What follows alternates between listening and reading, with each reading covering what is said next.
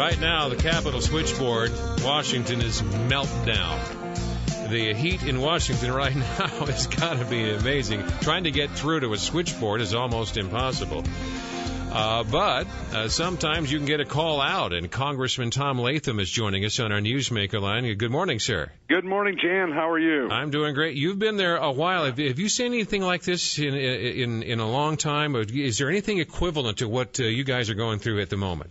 No, I've never seen anything like it. There is just such opposition to this massive takeover of our health care and putting a bureaucrat between people and their doctor. It has really got people motivated. I know the Code Red, which is NRCC's website, has got a list of people that are undecided and exactly who people should be calling. And if you can't get a hold of their Washington office, you should call their district offices. I know there were a lot of people at Congressman Boswell's office yesterday in protest, and this is what is going to make the difference. It's up to the American people. We don't have the votes right now to stop it, and the only thing that's going to change that whole scenario, this massive takeover and all the new spending, is people to step up and do their part and say no to this insanity. Is there any way that Congressman Braley is working the other side of the street? He ramrodded a lot of this in-house debate.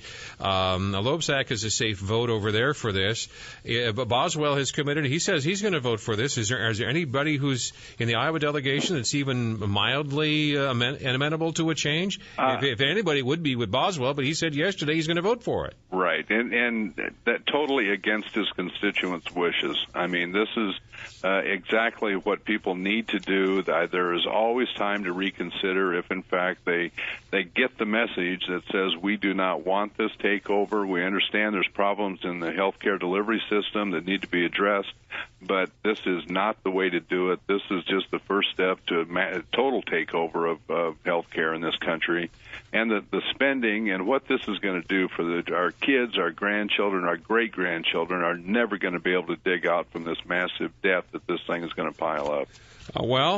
You're saying people should still call then? Absolutely. Absolutely, because the vote has not been cast, and I think it's extremely important that whoever's voting for this thing know the consequences. And should you call only the congressional delegate in your own? No, and that's what I say. You could go to it's called Code Red, and get a list there of people who are undecided from across the country, and there's contact information. And just go to that website, and you'll see who needs to be called. I've been getting on my cell phone. Apparently, there's a congressman or somebody that has a email going around out in Colorado, and there's one digit off from what my number is. And I've been getting phone calls and telling Mr. Salazar, do not vote for this thing. It's just insane what's going on. Well, I was just looking at one of the news stories this morning. This is from CBS News. Louis Gutierrez, he's a Democrat from Illinois, said he said originally he's not going to vote for the health care. And he's a member of the Hispanic caucus. And I figured he was doing a hearken here and just holding out for some goodies. And the goodies he's holding out for, I'm not going to vote for this unless illegal immigrants can buy health insurance in the exchange. Well, is there any ghost of a chance that Obama will sneak through access to the health exchange on illegals? Well, they had that in the House bill originally. But you're kidding me. No, there was no requirement that you verified anybody's status as far as being a citizen or not, and there was no requirement. The language said, you're supposed to be a citizen, but there was no requirement to verify that. So all you had to do was sign up, and you knew no one was going to check. So.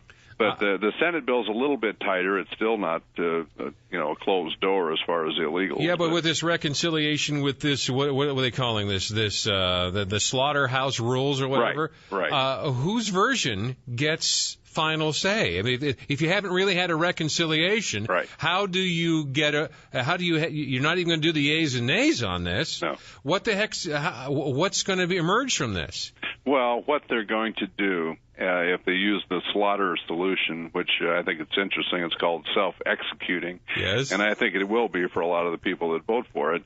But what it says basically, they will deem the Senate bill passed. And then they will also have this sidebar thing that is going to go to the Senate for the reconciliation.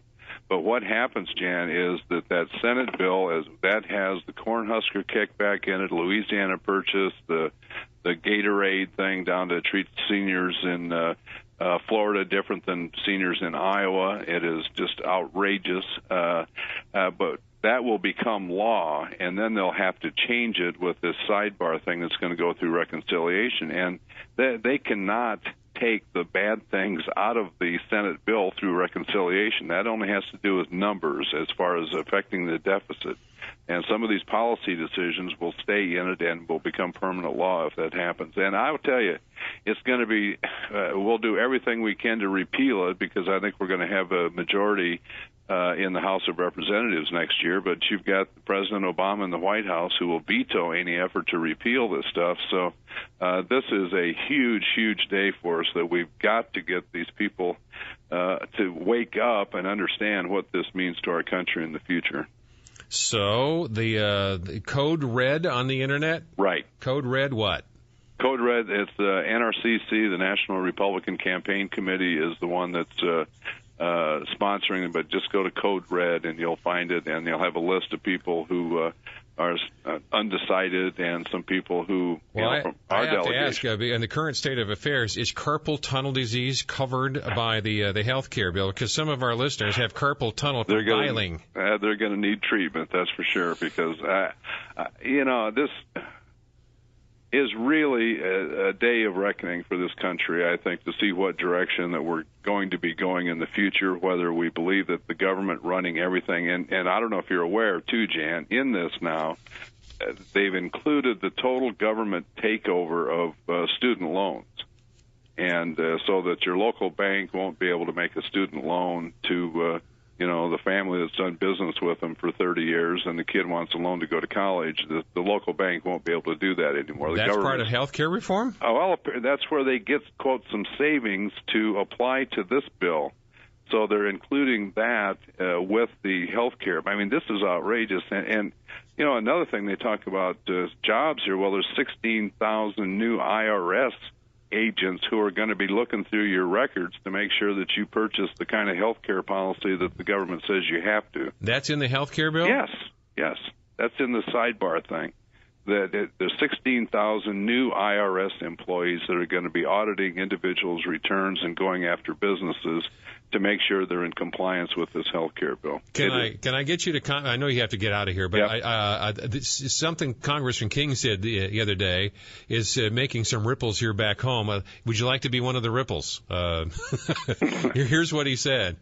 If the liberal elitists are determined to impose socialized medicine on America, there will be a reckoning. The best that we can hope for is that reckoning is in the ballot box. I hope it stays peaceful. People are saying, well, he's implying that it might not be peaceful, and that sounds like a veiled threat. And people are really up in arms. I've not seen anything like this. I haven't either. It is, I was first elected in 1994, which was a major shift for 40 years of Democrat control to Republican control. This, in 94, I have never seen anything like it. This is 10 times more intense than what it was in 94. Will it endure? Oh, absolutely. The only thing that would temper it would be if it didn't pass. If it passes, I think you're going to see just everybody's so motivated that they're going to finally understand that elections matter, that who they vote for at the election by. It's not some phrase that they have, going around sloganeering. It's actually what they're talking about, what they're going to do. And we had an election last time, and these folks who were elected are doing exactly what they said they were going to do. And I don't think anybody believed it at the time, but I will tell you now it's real to people that these people really believe that philosophically that government can do everything better, and the private sector is there only to serve government. And, Jan, the bigger the government is, the smaller the citizen is, and that's exactly what we're looking at today. Congressman Tom Latham, thank you for your time this morning, sir. You bet. Thank you, Jan. Brief time out. Back to some more open line time. Thank you, everybody, for your patience. Thank you for hanging in there. We'll come to you as quickly as we can right here on 1040 WHO. Right? Oh!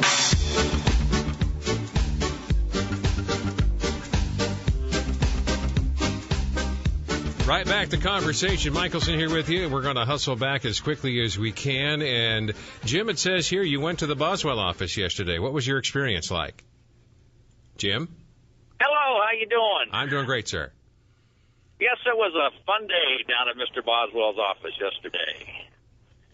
Had about 100 protesters, pretty much equally split between for and against, but it was kind of phenomenal how it all went down. Have you ever done that